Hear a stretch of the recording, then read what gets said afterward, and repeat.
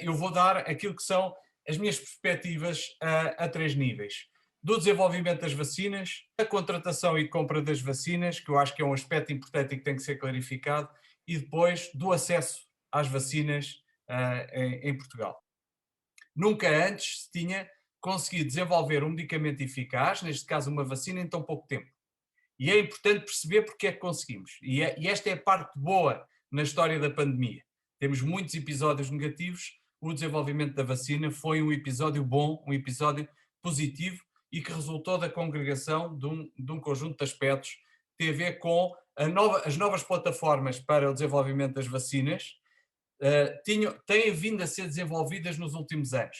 Não era para o SARS-CoV-2, não sabíamos que vinha aí, mas era para o MERS, para o SARS, para o ébola, até para o HIV. O outro aspecto importante, nós não sabemos verdadeiramente quando é que a doença começou.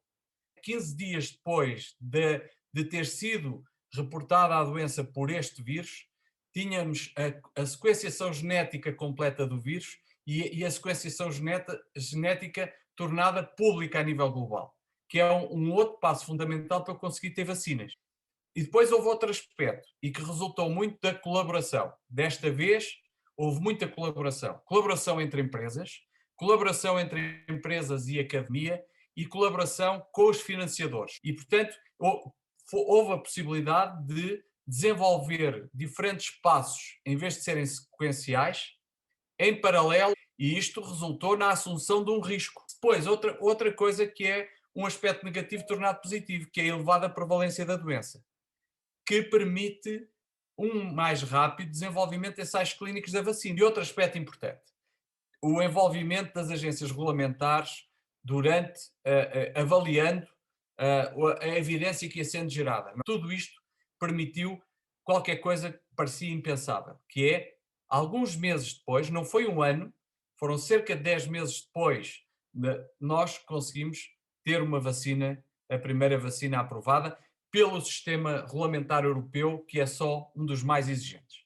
Com um outro aspecto que é muito importante que passe para a população em geral, sem facilitar, sem cortar etapas de geração de evidência. E, portanto, nós hoje temos as quatro principais plataformas a produzirem vacinas para plataformas tecnológicas, não é? A tecnologia, a metodologia para produzir vacinas, para a produzir vacinas Covid. As vacinas não é só eficácia, têm um conjunto de características para poderem ser eficazes, nomeadamente de conservação e condições de distribuição. E esse é um aspecto fundamental que se tem que ter em consideração. Eu tenho que vacinar o máximo possível de pessoas no mais curto espaço de tempo com vacinas em condições. E para isso eu preciso ter no terreno logística que assegure que as vacinas chegam ao sítio certo o mais rapidamente possível e em condições. Há um conjunto de perguntas que é importante fazermos, nem para todas temos resposta. Uma delas é: quanto tempo é que dura a proteção? Não sabemos. Não temos tempo. O que é importante é os primeiros sinais demonstram que os resultados são melhores do que as piores perspectivas, mas não sabemos quanto tempo. Não sabemos se vamos precisar de revacinar, mas o que é importante agora é resolver o problema a curto prazo e ir aprendendo, porque há coisas que não podemos mesmo saber enquanto o tempo não passar. O outro problema que ainda não sabemos bem é a vacina reduz a transmissão do vírus de pessoa para pessoa, porque o que nós sabemos é que a vacina reduz a doença. Não sabemos ainda em que grau reduz a infecção. A União Europeia, pela primeira vez, fez aquilo que nós gostaríamos muito que tivesse feito na hepatite C, que foi ir ao mercado, centralmente, para um mercado de 450 milhões de pessoas.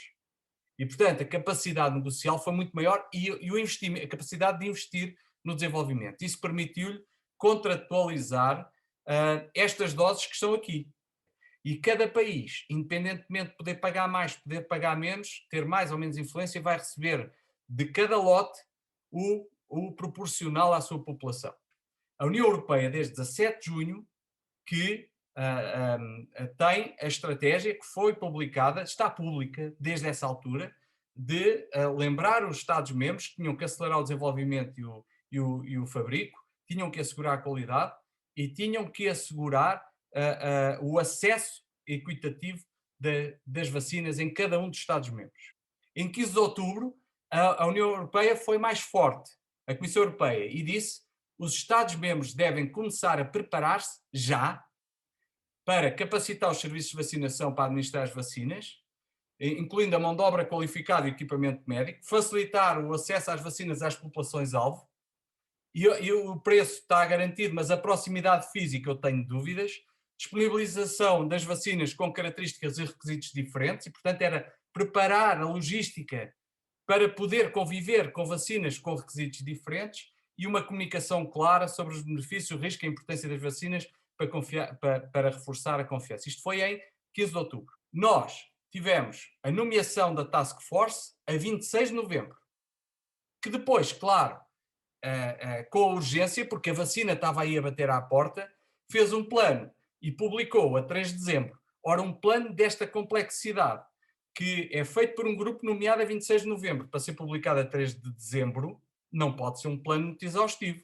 A 19 de janeiro, já depois de termos as vacinas, a União Europeia vai lembrar os Estados-membros que os requisitos se tornaram ainda mais exigentes, que é, até ao fim do mês que vem, ter 80% das pessoas com mais de 80 anos vacinadas e 80% dos profissionais de saúde e cuidadores diretos vacinados.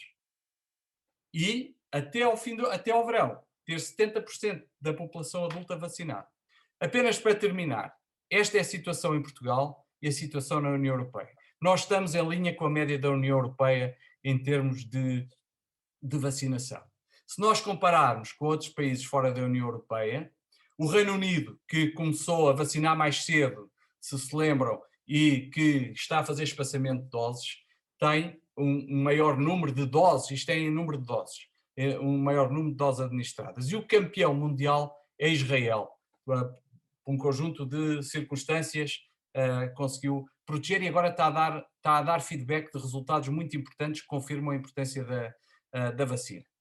Portanto, se compararmos com outros países, a média mundial neste momento está aqui, e há um aspecto, só para terminar, que para mim é muito importante, que é a África. Para mim e para todos.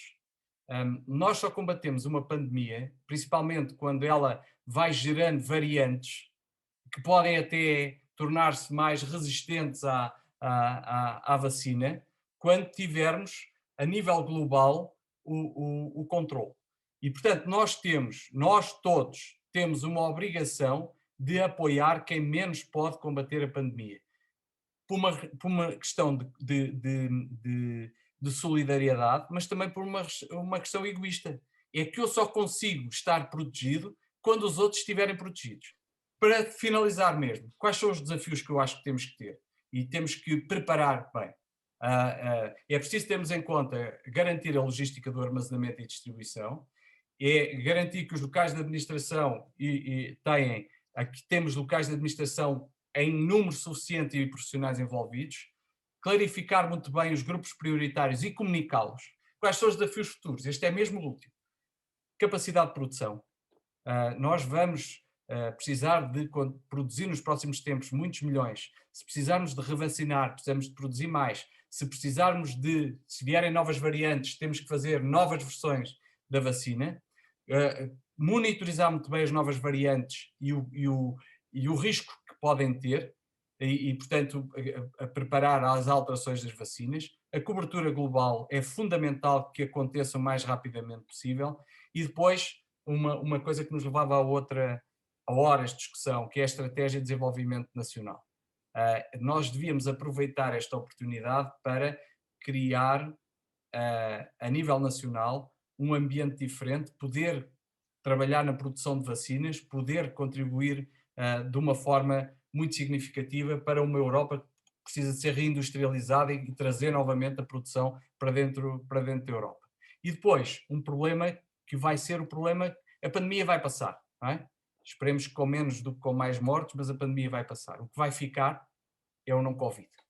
É todos os doentes que não tiveram o tratamento no tempo certo, o diagnóstico no tempo certo, por causa da Covid. E esse é outro aspecto que é um desafio de futuro a curto e a longo prazo.